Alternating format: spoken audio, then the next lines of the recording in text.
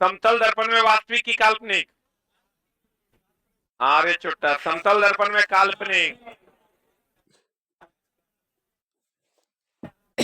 समतल दर्पण में काल्पनिक सीधा वस्तु के बराबर।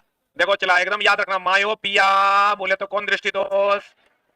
निकट दृष्टि दोष, निकट दृष्टि दोष। अगर उपचार में कौन लेंस, कौन लेंस रे? हाँ, एक होता है, इसी को हम लोग शॉर्ट साइटेडनेस भी कहते हैं, और हाइपरमेट्रोपिया एकरा कहते हैं दूर दृष्टि दोष। ये सब क्वेश्चन चला हम कभी नहीं पढ़ाते थे, इसलिए पढ़ा रहे हैं कि तुम्हारे इस क्वेश्चन की मदद से हम चीजों को, छोटे छोटे चीजों को रिवाइज कर सकें। दूर दृष्टि दोष, इसमें कौन लेंस? उत्तल लेंस। उसके बाद है प्रिस्बायोपिया। कौन बायोपिया? प्रिस्बायोपिया बोले तो जरा दृष्टि दोष। प्रिस्बायोपिया बोले तो जरा दृष्टि दोष में कौन लेंस? अवतल भी, अवतल भी ना। उसके बाद आता है कैटरैक्ट। कैटरैक्ट बोले तो मोतियाबिंद। मोतियाबिंद का ऑपरेशन है, मोतियाबिंद का क्या करवाते हैं? ऑपरेशन ना। मोतियाबिंद का क्या होता है रे? ऑपरेशन। उसके बाद है एस्टिग्मेटिज्म। एस्टिग्मेटिज्म बोले तो अबिंदुकता। अबिंदुकता, इसका उपचार कौन लेंस? कलर ब्लाइंडनेस का कोई उपचार है? शंकु कोशिका और एक्स क्रोमोसोम में गड़बड़ी के कारण क्या होता है? Colour blind. ये देखो थोड़ा थोड़ा के लिए याद रखना दोस्त मेरे, ये जो अवतल दर्पण लेंस है, अवतल लेंस जो है, ये अवतल लेंस को अभिसारी लेंस की अपसारी लेंस, अपसारी लेंस कहते हैं। अवतल दर्पण को अभिसारी दर्पण, लेकिन अवतल लेंस को अपसारी लेंस, ये पता है ना। उत्तल दर्पण, उत्तल लेंस को क्या कहते हैं? अभिसारी। उत्तल लेंस को क्या कहते हैं? अभिसारी। तो उत्तल लेंस को क्या कहते हैं? उत्तल लेंस को कहते हैं अभिसारी। पिछला अभिसारी अपसारी क्लियर है ना? अब नया हम बताते हैं, देखो मायोपिया निकट दृष्टि दोष, मायोपिया छोटा वर्ड है, हाइपरमेट्रोपिया बड़ा वर्ड है। हाइपरमेट्रोपिया हो जाएगा दूर के लिए, मायोपिया हो जाएगा नजदीक के लिए। मायोपिया नजदीक, निकट दृष्टि दोष। निकट दृष्टि दोष में कहां का नहीं दिखता? दूर का। और दूर दृष्टि दोष में निकट का। बोलेंगे निकट दृष्टि दोष में जो दूर से किरणें आती है वो पहले दम तोड़ती है कि बाद में? ये हो जाएगा निकट दृष्टि दोष में रेटिना से पहले प्रतिबिंब बनता है, और दूर दृष्टि दोष में आओगे तो दूर दृष्टि दोष में रेटिना के पीछे प्रतिबिंब बनता है। ये ना बात है, बोलेंगे।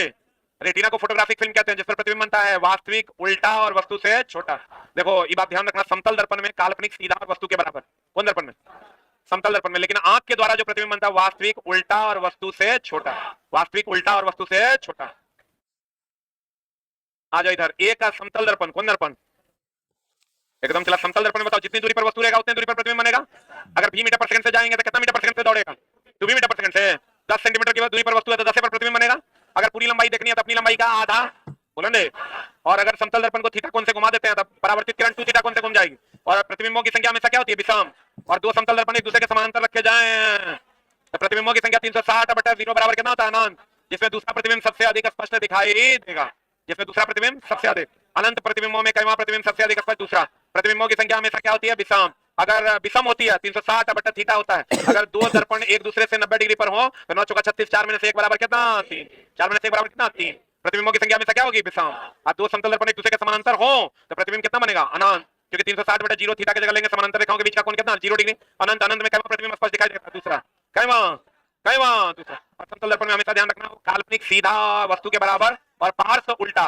जबकि लेंस द्वारा जो आंख पर बनता है वो वास्तविक उल्टा और छोटा होता है। अगर सब कुछ गड़बड़े होता है, वास्तविक होता है, उल्टा भी होता है और छोटा भी। काल्पनिक हमेशा कैसा होता है? सीधा। वास्तविक हमेशा कैसा होता है? उल्टा। एक समतल दर्पण द्वारा बनाई गई छवि की विशेषता क्या है? बता क्या है? आभासी, सीधा, समान आकार, पार्श्व। ठीक हो जाएगा।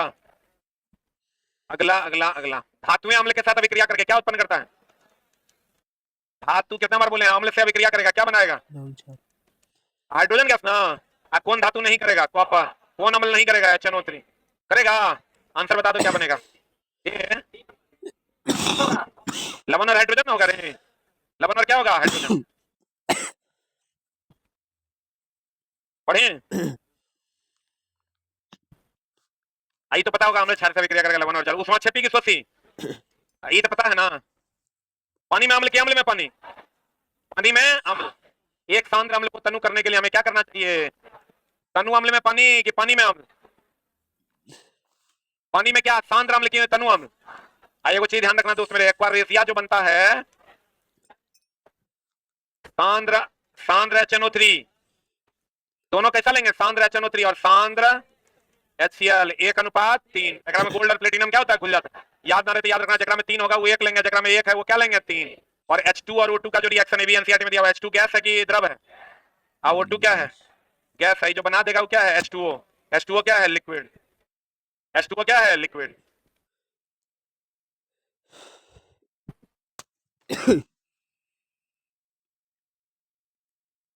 यही दुए को रिएक्शन पूरा एनसीईआरटी में दिल उल्टा क्या देख लेना 6 to 10। बढ़े? अरे बढ़े, आज 19 है ना रे। हम कहां कुछ बोल रहे हैं, खाली कह रहे हैं कि बाबू रे आज 19 है। एकदम टेंशन लेने की जरूरत नहीं। 2-4-5 दिन पहले पढ़ना छोड़ देना। मिल्क ऑफ मैग्नीशिया 2 दिन पहले, 1 दिन पहले तो एकदम साफे किताब छोड़ देना। जब 25 को एग्जाम में 24 को आराम से चल जाना कहीं घूमने का। जो कहां जाएगा तो ट्रेन पर रहेगा। अब सेंटर दिया है ना तो। मिल्क ऑफ मैग्नीशिया का नाम सुने हो? MgOH hall 2। बोलन दे, ये एंटा एसिड है क्या? ये प्रबल क्षार है कि दुर्बल क्षार है? हाँ, दुर्बल क्षार है। ये हमेशा एंटा एसिड है। और ये क्या है दोस्त मेरे? दुर्बल क्षार। इसी को कहते हैं मिल्क ऑफ मैग्नीशिया। एंटा एसिड का एक और एग्जांपल है NaHCO3। बताओ आंसर क्या हो जाएगा? मिल्क ऑफ मैग्नीशिया क्या है? दुर्बल क्षार। आए मधुमक्खी जब डंक मारेगा तब किसका उपयोग करेंगे? मधुमक्खी के डंक में किसका उपयोग करेंगे? NaHCO3। किसका उपयोग करेंगे? NaHCO3।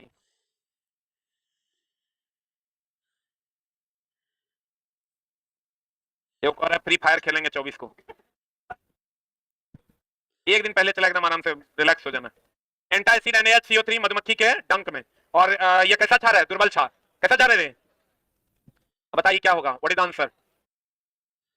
एक्स के बताओ बाह्यतम कक्षा का इलेक्ट्रॉन, बाह्यतम कक्षा का इलेक्ट्रॉन अगर धातु होगा 1 2 3 और धातु होगा 4 5 6 7, एक्चुअल में 5 6 7, 5 6 7। अक्रिय गैस होगा कितना? 8। हेलोजन होगा, हेलोजन होगा, हेलोजन होगा दोस्त मेरे कितना? 7। बाह्यतम कक्षा में ना क्वेश्चन कर रहा है। देखो एक्स के बाह्यतम कक्षा में कितना है? 2। तो 2 है तो एक्स क्या है? अरे एक्स क्या है? धातु। अब बच गया वाई 2 8 7। ये क्या है? 7 है तो धातु और हेलोजन है। और धातु भी है और क्या है? हेलोजन भी है। एकरा बाह्यतम कक्षा में कितना है? जेड है ना रे। जेड के बाह्यतम कक्षा में कितना है? 2 8 2। क्या है ये? धातु ना, क्योंकि बाह्यतम कक्षा में 1 2 3 होगा धातु। आंसर बता क्या होगा? वाई और धातु है और जेड धातु। टाइपिंग एरर है। वाई और धातु है और जेड क्या है? धातु। अक्रिय गैस की संयोजी इलेक्ट्रॉन कितना? अक्रिय गैस का संयोजी इलेक्ट्रॉन, अक्रिय गैस का संयोजी इलेक्ट्रॉन 8। संयोजकता 0। आयनन विभव महत्तम की न्यूनतम? हाँ, महत्तम। कहते हैं दोस्त मेरे आधुनिक अवस्था में परमाणु संख्या 11 से 18 रखे जाते हैं। कितना रखे जाते हैं?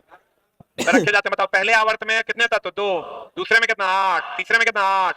चौथा में, पांचवा में 18, छठा में और सातवां में 32 के साथ अधूरा ना। अब बताओ पहले आवर्त में कितना? 2। तो परमाणु संख्या 1 और 2 एकरे में रहेगा। और दूसरे आवर्त में 3 से लेकर 8 गुना रहेगा। तो 3 से लेकर कितना तक? 10। नियोन 10 लास्ट होगा ना। एकरा में बताओ 11 से लेकर 18, एकरा में फिर 19 से लेकर 36 तक। बोलन दे, अरे 8 को तत्व है तो 3 से 7 जोड़ेंगे क्योंकि तीनों जोड़ेंगे, कुल भी नहीं करेगा। तब कह रहा है 11 से 18, 11 से 18 कितना में होगा?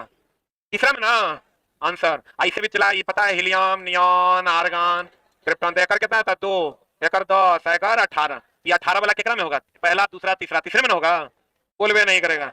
जैसे तुमको निकालने का दिल करता है वैसे निकाल लो। 2 8 8 18 18 32 32 के साथ अधूरा। उपधातु का पता है ना?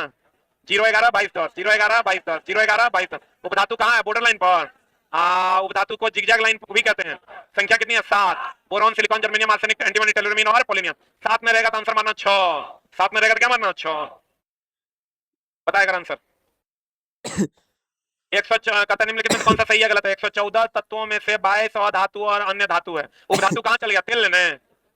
22 अधातु है, बाकी अन्य धातु है, तो उपधातु किने गया? तेल लेने। 118 तत्वों में 22 धातु है और अन्य अधातु है, तो उपधातु कहाँ गया? एक 114 तत्वों में 22 अधातु है और अन्य धातु है। अन्य कह देता धातु उपधातु दोनों है। 118 में 22 धातु है, 22 धातु है, ये तो साफे इलीगल है। आप बॉक्साइड Al2O3 एक अधात्री का उदाहरण है। सही है कि गलत है? आंसर बता क्या होगा? करेक्ट, सही हो गलत तो चुनना है।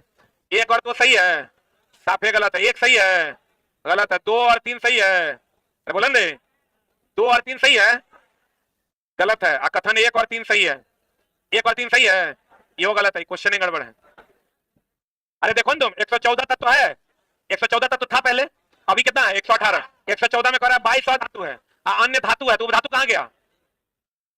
7 गो धातु है, ये कह रहा है 118 में 22 धातु है, अरे 22 धातु है। आई कह रहा है बॉक्साइड Al2O3 और धात्री का एक उदाहरण है। बॉक्साइड जो Al2O3 into 2H2O है, ये बॉक्साइड एक अयस्क है, और धात्री मतलब होता है गैंग, गैंग का मतलब होता है अशुद्धि, गैंग का मतलब क्या होता है? अशुद्धि। ये अशुद्धि युक्त अयस्क का एक उदाहरण है, बोलेंगे। तो ये तीनों क्या है? गलत है, ए बी सी तीनों गलत। क्या आंसर बता? कौन सा रोग यौन संचालित नहीं होता है? हेपेटाइटिस, सिफिलिस होगा, एचआईवी भी होगा, गनोरिया भी होगा। एचआईवी से चला क्वेश्चन गर्भ निरोधक और एचआईवी से खूब पूछा था क्वेश्चन, और नॉर्मल क्वेश्चन रहता है, तुम लोग भी बना देगा, खाली एक ही को पूछता है। गर्भ निरोधक सबसे नुकसान किससे है? गर्भ निरोधक गोली से। और सबसे ज्यादा आसान क्या है? कॉन्डोम। और सबसे नुकसान किससे है? गर्भ निरोधक गोली से। क्या नुकसान है? हार्मोनल परिवर्तन आता है। क्या परिवर्तन आता है? हार्मोनल। हार्ट की समस्या हो जाएगी, अन्य बहुत सारी समस्याएं हो सकती है। अगला कहते हैं निम्न में से किस संक्रमण में विषाणु प्रतिरक्षा तंत्र में जाकर इसकी कार्य प्रणाली को नुकसान पहुंचाता है? विषाणु, एचआईवी ना, मलेरिया, प्लाज्मोडियम, बोले, कैंसर, कार्सिनोजेनिक जीवाणु, कार्सिनोजेनिक जीवाणु, टाइफाइड जीवाणु ना, बोले। एचआईवी क्या है? विषाणु। अब विषाणु जनित रोगों का कोई उपचार नहीं है, तो इसलिए एचआईवी का भी कोई उपचार नहीं है। गर्भ निरोधक विधियों का उपयोग किया जाता है, पता क्या होगा? जीवाणुओं को रोकने के लिए, गर्भावस्था से बचने, यही थकावट से निजात। देख के भी चला तुम क्वेश्चन का आंसर मार पाएगा। ठीक है, थैंक यू वेरी मच।